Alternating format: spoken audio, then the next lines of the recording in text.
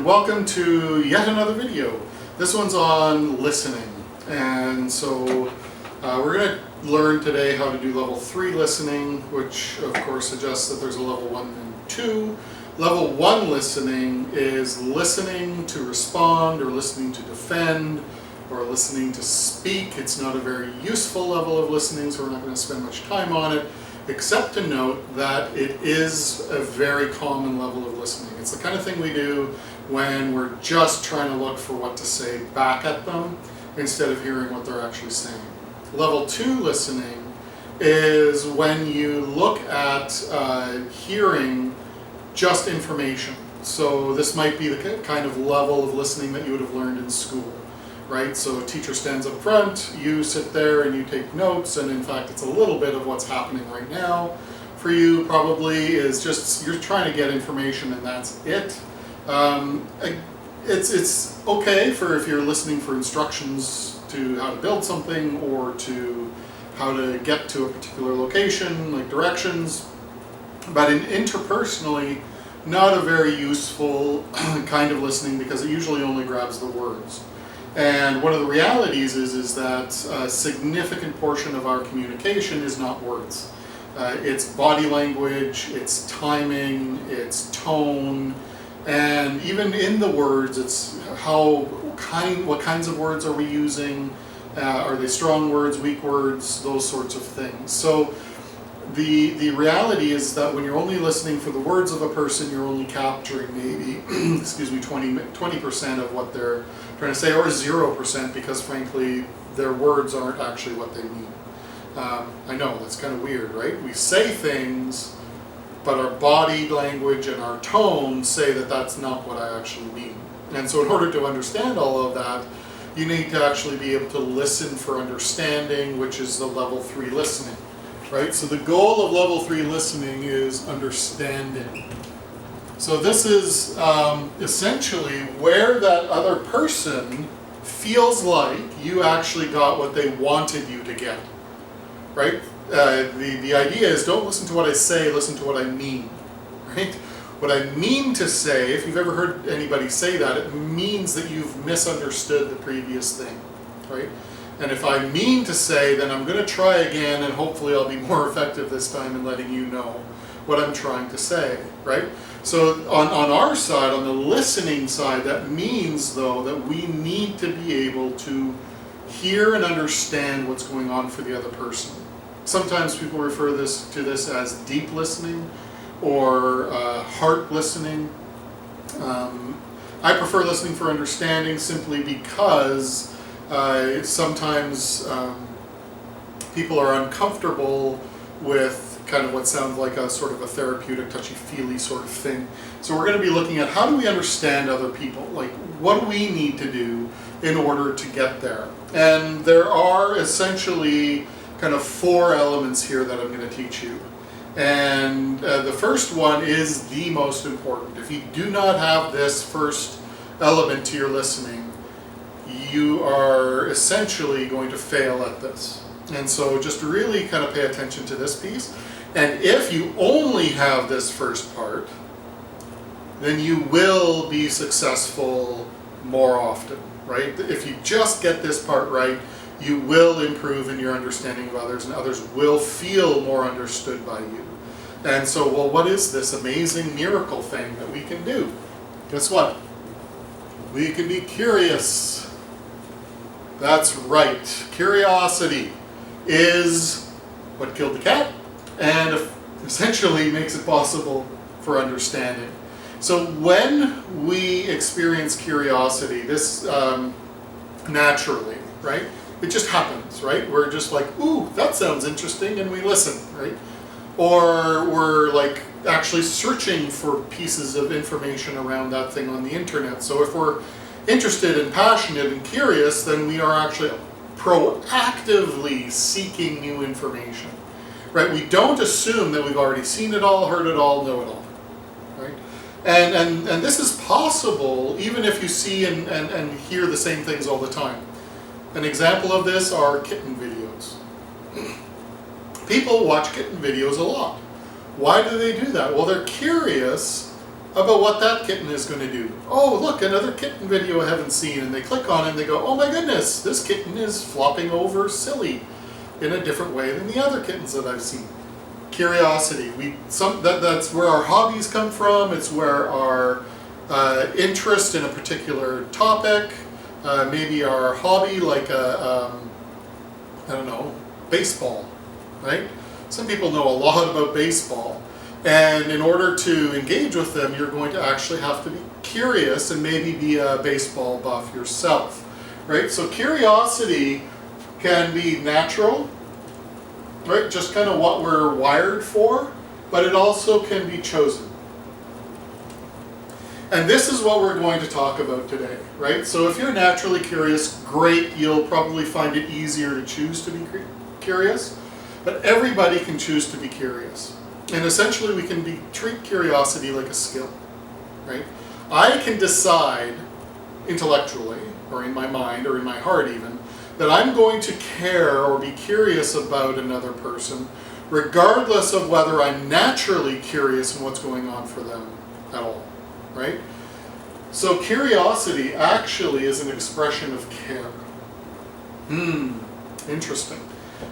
If we care about somebody, we can be curious about them. Let me say that again. If we care about somebody, we can be curious about them. So if you find that there are people in your life who are regularly in your life and you do not care what they say or think, you're not going to be curious about what they say or think. We're going to walk around kind of like closed-minded. We're not going to be open to what they say because we think we already know, right? We've prejudged what's going on for them. We've prejudged their, I don't know, humanity in some cases. So we actually need to do this work in our hearts about care, right? If we have decided somebody in our household isn't worth caring for, then we are never going to be curious about what they say. And so we need to be really careful if we want to be able to listen. And that's an interesting thing. If you think about the skill of listening is tied directly for our capacity to care for others. And so this is kind of a heart level thing, right? And maybe this is why they call it heart level listening, because we do genuinely need to decide to care for them. No, we're not talking romantically, we're not talking even as a friendship. We're simply talking about caring for them as a unique expression of humanity, as a person worthy of my respect and care, right? And if we make that decision in our head that everybody is worth care and concern, then we will find it easier to do this. Not easy, easier. So what does it mean to be curious when it comes to being skillful curious? Well, it's all about being quiet, right? Now obviously interrupting people is not an expression of curiosity, and it's not an expression of quietness. And so we need to be able to hold a quiet space in our mind for them, right? So we're not judging, we're not thinking of our response, we're not connecting with our own experience. We are simply holding a quiet space for them to speak into. And the minute you have your own thought, oh yeah, I've been to China too, right? Or, oh, you should look at my scar, I've got a bigger scar than you, or, boy, are you an idiot, right? All of those things get in the way of the quiet mind. The quiet mind is a mind that's able to receive what the other person is doing, seeking to see their intended communication. What is it they're trying to tell me? And that again is a kind of a heart level thing where you're caring about what's going on for them. Right? We need to have a quiet body. Right? So if we are really hungry or really in pain or super tired, it's going to be really hard to do this. And so having a quiet body means that if we're going to have an important conversation, we're going to want to take the time to make sure we're fed, watered, and rested, right? And whatever pain we have, managed. Again, that's simply so that we can hear that person's intent. And then the third place we need quiet is in the space around us, right? Going to Starbucks to talk about your business deal probably not the right place to do that. It's super noisy, lots of distractions in the physical space, and it's going to be very difficult to tune into intent. Simply because there's so many things going on, your mind is no longer focused, right? And that's what we're looking on. We're looking for focused mind on the other person and what we want to say and what we want to contribute. You know what, that can just wait. It's going to have its own turn. Let's just let it be quiet and let's hear what's going on for the other person. So if we can pull this off, then we are going to significantly increase our capacity to hear what's going on for the other person. Understanding is so much more likely if you just show up with this, right? So this is kind of critical step number one. If you can pull this off, then let's try the next three things, right? So the next one is you need to be able to ask questions, right? Questions are a natural part of curiosity. And we're looking for open questions. We are looking for clarifying questions. We are looking for probing questions. And what's called reframing questions. So an open question is a question that allows the person to answer any way they want. This is where the real money is in when you're thinking about what kinds of questions am I going to ask, at least to start with.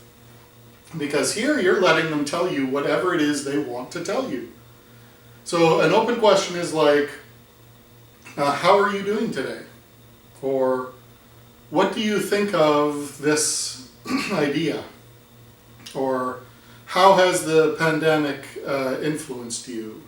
And those sorts of things, right? They are open, they allow people to speak in a particular direction. You're maybe kind of framing the content that you're asking them about, but you are just generally saying, okay, now you can tell me anything you want, right? So there you will find out an abundance of rich reality and information, and will guide you significantly along the way to understanding.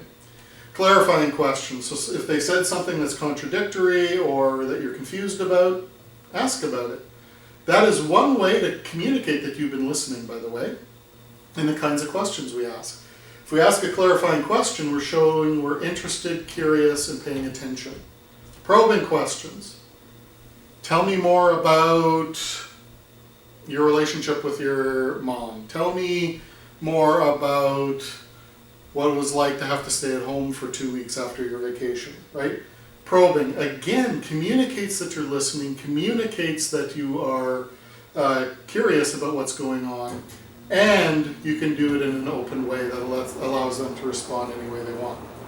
Reframing is a question that's kind of a passive question, because what you're doing is you're restating what you heard to check whether you heard correctly or not. So essentially you're taking what they told you, putting it in your words, not telling a story from your own life, putting what they said in your own words, and they will tell you whether you got it right or not, right? So this is kind of one of those ways that says, oh hey, guess what, I'm curious if I understood you, right? And so our questions can actually be a tool towards people feeling understood, as well as a tool for our curiosity, our ability to find out what's going on. The third thing is, what do we listen for? Right? What is the content we're paying attention to? Well, we're listening for facts, we're listening for opinions, and we're listening for emotions.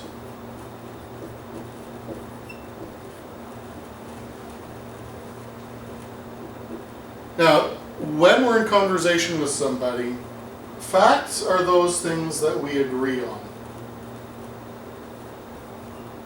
Okay? It's not what's actually real out there, it's what's real between us, what we agree is real. So we can agree on things to be facts that actually aren't true at all, simply for the purpose of the conversation. right? So when we're in conversation with each other, we do not need to insist that they see the world the way we do. We simply notice that, oh, okay, we agree on these things, but you know what? We also disagree, right? Maybe you believe that Mustangs are the best cars in the world, and I believe that Ferraris are. We disagree on that. But we agree that fast cars are super cool. We like fast cars. So we agree on fast cars, we disagree which is the best fast car, and we are, we just now understand more deeply what's going on about that. And then we basically understand how we feel about what we're sharing, right? So the emotions are simply, when somebody talks about fast cars and they're excited about fast cars, you're going to know they're excited about fast cars. Because they're going to show it in their body language, in their tone, and how much information they know about those things. And if they're really sad and unhappy about something, you're going to notice that too. And so whenever we share information, we share how we feel about it, simply because we're sharing about it, right? So start paying attention to that. Start noticing that the feelings are actually a very important, incredibly central piece of information for understanding, right? So just think about this video. How do I feel about what I'm sharing? Right? I'm giving you a whole bunch of content, but how do I feel about it? Right? I obviously am fairly passionate about this stuff. I'm excited about it. This is important to me. You can tell that just by how I'm sharing it. So this is kind of like step 3, right? You've got your curiosity, you've got your questions, and then you're listening for these things. And put together, if we're able to tell somebody, this is what this is what you said that we kind of agree on, this is what you said that we maybe have a difference of opinion on, and this is how you felt about it, it is highly likely that they are going to feel understood if you got it right. And that's the third piece. Fourth piece is telling, right? So we need to be curious, we need to ask good questions, and we need to be able to listen for these key pieces of information. But we also need to tell them that we're hearing them. We need to tell them that we understand. Have you ever said, I understand? No, I understand what you're saying. I understand you. No, really, I understand you. If you have to say the words, you probably don't. I'm just saying. Because the reality is that if we're doing this right, if we are asking good questions, and our questions follow the trajectory of their sharing, in other words, we are hearing them and showing that in the kinds of questions that we ask, and we're able to tag into how they feel about things, and how they feel about the agreement or disagreement of things, then we are naturally, in the process of this listening, telling them that we actually understand without ever having to say the words. So showing people that we understand is a completely different thing than telling people we understand. Right? When we show people we understand, our questions are different. We act differently, right? So our behavior is affected if we actually understand somebody, right? And that is huge. That is just so huge. Do you know somebody that when you've, say it's been a month since you last talked, and you go and you're meeting up with them again, and they ask about the last thing you shared with them. So how's your mom doing?